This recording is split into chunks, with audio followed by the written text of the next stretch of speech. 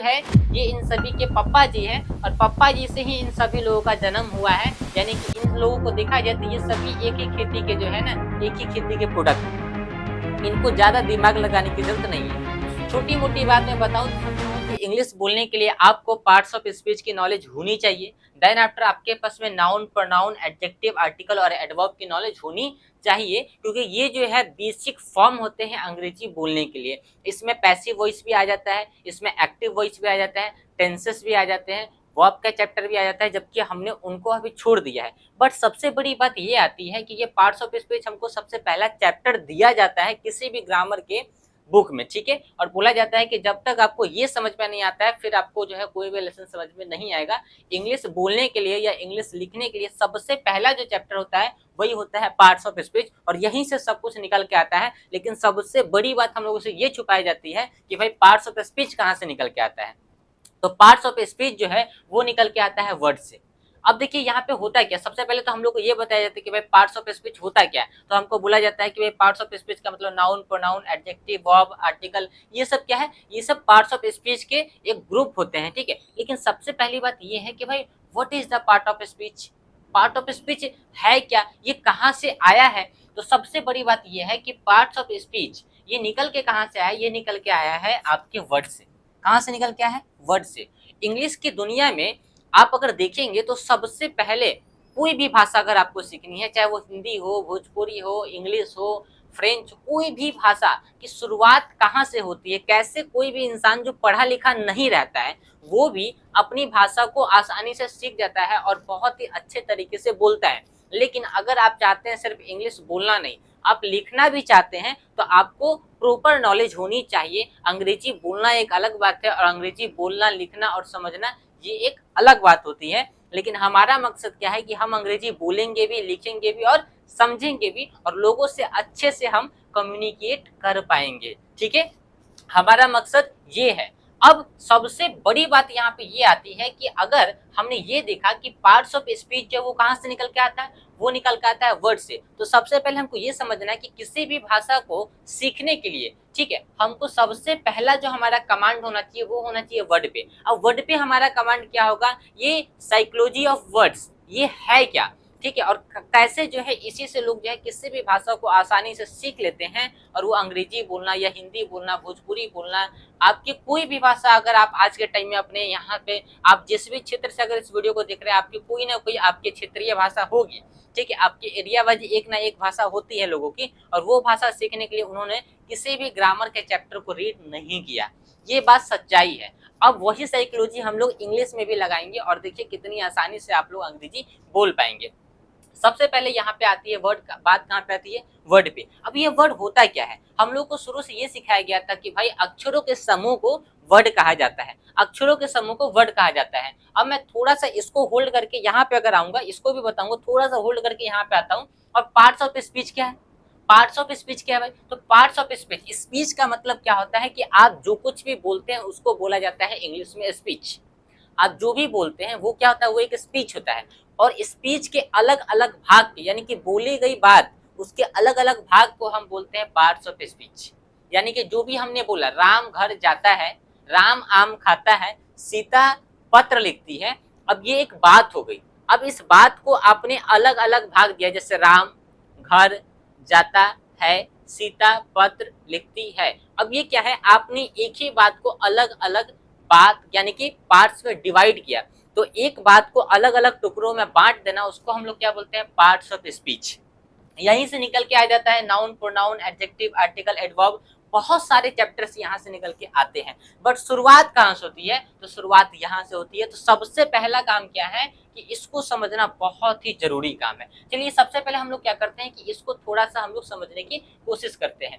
अब हम लोग को ये सिखाया गया था कि भाई कि लेटर का जो एक ग्रुप होता है, यानी कि group of letter is called word, group of letter is called word. नहीं, आपने अगर ये बात बोला कि भाई अक्षरों के समूह को हम लोग शब्द कहते हैं, ठीक है, आपकी बात सही है और किताब में भी हमको यही सिखाया जाता है दोस्तों। अगर आप लोगों ने आज से पहले कभी भी कोई वीडियो देखी होगी या आज से पहले आपने कभी भी कोई किताब पढ़ी होगी जिसमें अगर आपको पढ़ाया गया होगा कि लेटर के बारे में, आपको पढ़ाया गया होगा वर्ड के बारे में, सेंटेंस के बारे में, तो आपको वहाँ पे वर्ड के बारे में यही सिखाया गया होगा कि भाई अक्षरों का जो समूह होता है उसका मतलब क्या होता है। अक्षरों के समूह को हम लोग क्या बोलते हैं, वर्ड बोलते हैं, यानी कि शब्द बोलते हैं। और इंग्लिश में अगर कहा जाए तो a group of letter is called word, यानी कि शब्दों का समूह जो होता है उससे हम लोग शब्द यानी कि वर्ड कहते हैं। लेकिन ये बात सही है, मैं नहीं कह रहा हूँ कि ये बात गलत है, लेकिन ये बात पूरी सही नहीं है। कुछ ना कुछ इसमें हमसे जो है बहुत ही बड़ी बात छुपाई गई है। अब ये बहुत बड़ी बात कौन सी छुपाई गई है उसको थोड़ा सा समझते हैं।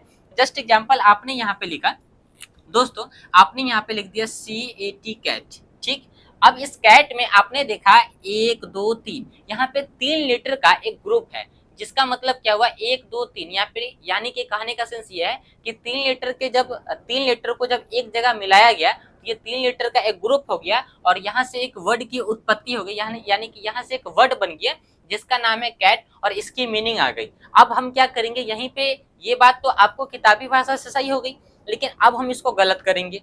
हम क्या करेंगे, जैसे किताब ने हमको ये बोला कि भाई अक्षरों के समूह को यानी कि ग्रुप ऑफ लेटर्स यानी कि इज कॉल्ड वर्ड होता है, यानी कि अक्षरों का जो समूह होता है वो क्या होता है, वो एक शब्द कहलाता है। तो बात यहाँ पे किताब की बात सही हो गई। अब हमने यहीं पे बोला, हमने बोला ACT, ये क्या हो गया, एक्ट हो गया, ठीक, ये भी सही है। लेकिन अब यहीं पे आपने बोला A, ठीक है, TC, अब ये क्या है, ये तो कोई वर्ड ही नहीं है। लेकिन आपने यहाँ पे देखा 1 2 3, ये एक समूह है कि नहीं है, ये अक्षरों का एक समूह है, लेकिन यहाँ पे कोई भी वर्ड का जो है मीनिंग नहीं आ रहा है। यानी कि कहने का सेंस ये है कि हमको ये सिखाया जाना चाहिए था कि अक्षरों का समूह होना चाहिए लेकिन उसकी एग्जैक्ट मीनिंग होनी चाहिए। उससे भी पहले एक और बात आती है कि जो अक्षरों का समूह होना चाहिए वो अरेंज होना चाहिए, वो अच्छे तरीके से अरेंज होना चाहिए। तो हम यहाँ पे इसको लिखेंगे नहीं, हम यहाँ पे ये बात बोल सकते हैं, ठीक है, हम लिख के भी बता देंगे कि हमने बोला कि well arrange group of letter, ठीक है, well arrange group of letter which make a complete sense is called word. फिर से मेरी बात को ध्यान से समझिएगा, एकदम बारीकी से हम आपको बताते हैं। हमने बोला कि well arranged group of letter which make a complete sense is called word. A well arranged group of letter यानी कि जो अक्षरों का समूह है वो अच्छे तरीके से वेल अरेंज्ड होना चाहिए, विच मेक अ कंप्लीट सेंस, जो एक कंप्लीट सेंस देता होगा, यानी कि जो एक कंप्लीट अर्थ देता होगा। तो विच make a complete sense is called word, यानी कि जो एक कंप्लीट अर्थ देता होगा तो उसे हम क्या बोलते हैं, उसे हम वर्ड बोलते हैं। अब जैसे आपने यहाँ पे बोला, हम इसको बोलते हैं, जैसे आपने यहाँ पे बोला कि हम लोग को जो सिखाया गया था, हम लोग को क्या सिखाया गया था, ठीक है, हम लोग को ये सिखाया गया था कि भाई a group of letter, a group of letters, ठीक है, अ ग्रुप ऑफ लेटर, ठीक है, इज कॉल्ड वर्ड, ये हमको सिखाया गया था, ठीक है। अब लेकिन जब हम बात करेंगे यहाँ पे कि भाई ये बात पूरी सही नहीं है, हम यहाँ पे बोलेंगे अ वेल अरेंज्ड, ठीक है, group of letter, group of letters which make a complete sense, is called word। अब ये बात आपकी सही हुई कि आपने यहाँ पे बोला कि well arranged group of letters, यानी कि जो अक्षरों का समूह होगा वो वेल अरेंज्ड होगा। देन आफ्टर उसके बाद भी एक और बात आती है कि विच मेक अ कंप्लीट सेंस, पहले तो वो अरेंज होना चाहिए, देन आफ्टर उसका एक कंप्लीट मीनिंग निकलना चाहिए, तब जाके आप बोल सकते हैं कि वो एक वर्ड है। आप सीधे नहीं बोल सकते हैं कि भाई इस अक्षरों के समूह को यानी कि लेटर्स के ग्रुप को हम वर्ड बोलते, नहीं, ये बात गलत हो जाएगी। तो अब हमने यहाँ पे देखा दोस्तों कि आपने बोला कि ठीक है, हमको ये बात तो समझ में सर आ गई कि ग्रुप ऑफ लेटर्स यानी कि वर्ड होता है, लेकिन वहां से एक कंप्लीट मीनिंग आएगी तभी हम उसको वर्ड बोल सकते हैं और वो अच्छे तरीके से अरेंज होना चाहिए। ये बात हमको समझ में आ गई कि भाई वर्ड होता क्या है। और वर्ड से ही जैसे आपने बोला कि पार्ट्स ऑफ स्पीच निकल के आता है, तो आपने यहाँ पे बोला कैट। ये कैट क्या है, ये आपने एक बात बोला, ठीक है। तो आपने बोला कि बिल्ली बिल्ली सो रही है, ठीक है। तो आपने बोला a cat a cat is sleeping, a cat is ये हम पी लिख दिए, sorry. A cat is sleeping, a cat is sleeping, बिल्ली सो रही है। अब ये जो सेंटेंस है, इस सेंटेंस को आप बोल सकते हैं पार्ट्स ऑफ स्पीच। जैसे आपने इसको तोड़ दिया, 1 2 3 4, ये क्या किया आपने, इन सबको अलग अलग किया, और ये एक बात आपने जो बोला, आपने अपने मुंह से एक बात बोला, तो वो बात के अलग अलग टुकड़े को आपने क्या बोल दिया, आपने बोल दिया parts of speech. Parts of speech में आता है क्या है, नाउन। क्या आप बोलिए कि ये कैट आपका नाउन है कि नहीं है। पार्ट्स ऑफ स्पीच में आपका एडवर्ब आता है, आपका वर्ब भी आ जाता है। आप यहाँ पे वर्ब भी लिख दीजिए भाई, वर्ब भी लिख दीजिए, आप वर्ब भी लिख दीजिए, एक्टिव वॉइस लिखिए, पैसिव वॉइस लिखिए, सब कुछ भाई यहीं से निकल के आ रहा है। आपको उलझाया जा रहा है, आपको क्या किया जा रहा है, आपको उलझाया जा रहा है कि नहीं भाई ये अलग है, ये अलग है, ये अलग है, वो अलग है, पार्ट्स ऑफ स्पीच अलग है, नाउन अलग है, प्रोनाउन अलग है, एडवर्ब अलग है, एडजेक्टिव अलग है, आर्टिकल अलग है। अरे भाई ये एग्जाम जो है, एग्जाम मतलब होता है ना कि एग्जाम रिटन एग्जाम होता है, चाहे बोर्ड एग्जाम हो या कॉम्पिटिटिव एग्जाम हो, बहुत सारे एग्जाम लिए जाते हैं। तो इसमें क्या किया जाता है कि बच्चों को थोड़ा सा डिफिकल्ट टास्क देने के लिए इन सब चीजों को बनाया गया है। लेकिन अंग्रेजी बोलने के लिए भाई आप अगर देखेंगे तो भाई यहाँ से ये जो है, ये इन सभी के पप्पा जी हैं, और पप्पा जी से ही इन सभी लोगों का जन्म हुआ है। यानी कि इन लोगों को देखा जाए तो ये सभी एक ही खेती के जो है ना, एक ही खेती के प्रोडक्ट है। इनको ज्यादा दिमाग लगाने की जरूरत नहीं है। छोटी मोटी बात मैं बताऊं तो सबसे पहले हमको ये समझ में आया कि भाई ग्रुप ऑफ लेटर वर्ड ये नहीं होता है, well arrange a group of letter which make a complete sense is called word. जो अक्षरों का समूह होता है वो वेल अरेंज होता है, उसके बाद वो क्या है, आपको एक कंप्लीट मीनिंग देता है, तब जाके आप उसको वर्ड कहते हैं। वर्ड से ही आपका निकल के आता है पार्ट्स ऑफ स्पीच। और पार्ट्स ऑफ स्पीच का मतलब क्या होता है कि जो बात आप बोलते हैं उसके अलग अलग भाग को आप पार्ट्स ऑफ स्पीच बोलते हैं। नाउन का मतलब क्या होता है, जिस चीज को आप जानते हैं, जिस चीज को आप पहचानते हैं, जिस चीज को आप देख सकते हैं, जिस चीज को आप छू सकते हैं, जिसका कुछ नाम होगा, जिसका कुछ नाम लेते दिमाग में फोटो बन जाती है, वो सभी कुछ नाउन होता है। दिखाई देगा तो भी नाउन होगा, दिखाई ना देगा तो भी नाउन होगा, ठीक है। अब मैंने बोला कि दिखाई दे तो वो नाउन है, जैसे ये व्हाइट बोर्ड दिखाई दिया तो ये नाउन है, मैं आपको दिखाई दे रहा हूँ नाउन है, मोबाइल आपके सामने नाउन है, आप भी तो एक नाउन ही है भाई। जो कुछ भी आपको दिखाई देता है वो सब कुछ नाउन है। जिस चीज को आप छू सकते हैं वो भी नाउन है, जिस चीज को आप नहीं छू सकते हैं वो भी नाउन है। वो कैसे नाउन हो वो मैं आपको अगले वीडियो में बताऊंगा अगर आप कहेंगे तो, ठीक है। जैसे आपने यहाँ पे बोला आपने बोल दिया, जैसे आप लोग एब्स्ट्रैक्ट नाउन के बारे में जानते होइएगा, ठीक है। एब्स्ट्रैक्ट नाउन में क्या है, जैसे मान लेते हैं कि बहुत सारी बातें आती है, ठीक है। जैसे आपने बोल दिया याद, ठीक है, रिमेम्बर, तो रिमेम्बर एक नाम भी तो है, तो रिमेम्बर रिमेम्बर। आपने बोल दिया यार, आपने बोल दिया लव, लव दिखाई तो नहीं देता है लेकिन महसूस कर सकते हैं, तो वो कौन सा नाउन, वो एब्स्ट्रैक्ट नाउन है। तो नाउन में आया ना भाई, यही चीज तो समझना, वो एक वर्ब भी है, वो एक नाउन भी है। आपने बोल दिया डार्कनेस, आपने बोल दिया डार्कनेस अंधेरा, अंधेरा आपको दिखाई नहीं देता है लेकिन अंधेरा एक नाम है दोस्तों, आप उसे महसूस करते हैं, ठीक है। तो वो क्या है, वो एब्स्ट्रैक्ट नाउन है। यही बात तो आपको समझना है कि जो दिखाई देगा वो भी नाउन है, जो दिखाई ना देगा वो भी नाउन है, सब कुछ क्या है, नाउन है। अब हम लोग को ये शुरू से सिखाया गया था प्रोनाउन के बारे में कि भाई प्रोनाउन का मतलब ये होता है कि जो नाउन के बदले में इस्तेमाल होता है, ऐसा कोई बात नहीं है। अगर ऐसे आप दिमाग लगाएंगे अंग्रेजी सीखने के लिए तो आप अंग्रेजी सच में नहीं सीख पाएंगे। प्रोनाउन का मतलब ये होता है दोस्तों कि जैसे आपने ये बोला कि जस्ट लाइक अभी हम एक रूम के अंदर में क्या कर रहे हैं, वीडियो बना रहे हैं। आप भी हो सकता है किसी रूम के अंदर में या किसी ऑफिस में अपने बैठ के इस वीडियो को देख रहे होंगे। हो सकता है कि आपका दरवाजा अंदर से लॉक होगा। अब कोई भी आदमी अगर आपके पास में आएगा तो वो पहले दरवाजे को क्या करेगा, नॉक करेगा।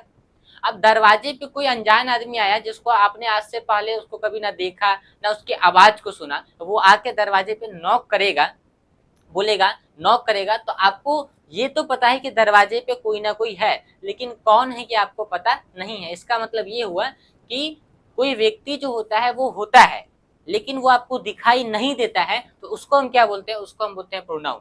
यानी कि जो दिखाई ना दे पर होता है उसे प्रोनाउन कहते हैं, जो दिखाई दे वो नाउन होता है, जो दिखाई ना दे पर होता है वो प्रोनाउन होता है। इसको हम डीप अगर आप कहेंगे तो मैं एक और वीडियो लेके आऊंगा जिसमें मैं आपको प्रॉपर एक एग्जांपल देके बताऊंगा, ठीक है। एडजेक्टिव का मतलब क्या होता है, जो नाउन प्रोनाउन के आगे पीछे लग के उसकी तारीफ करेगा उसको क्या बोलेंगे, एडजेक्टिव बोलेंगे। जस्ट एग्जांपल आपने यहाँ पे बोला आ boy is very good.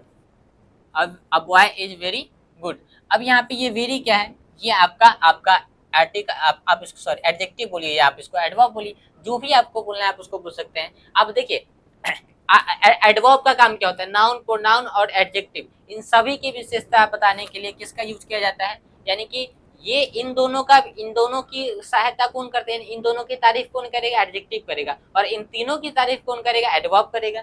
Article का मतलब क्या होता है, आर्टिकल का मतलब कुछ नहीं होता है, आर्टिकल इसका एक छोटा सा भाग होता है।